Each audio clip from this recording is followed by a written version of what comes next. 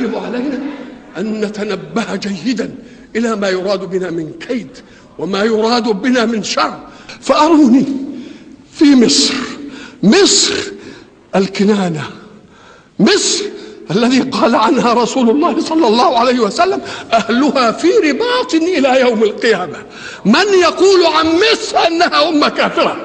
إذن فمن المسلمون؟ من المؤمنون؟ مصر التي صدرت علم الإسلام إلى الدنيا كلها، صدرته حتى إلى البلد الذي نزل فيه الإسلام. هي التي صدرت علماء الدنيا كلها علم الإسلام. أنا أقول عنها ذلك هو تحقيق العلم في أزهرها الشريف. وأما دفاع عن الإسلام فانظروا إلى التاريخ. من الذي رد همجية التتار عنه؟ إنها مصر.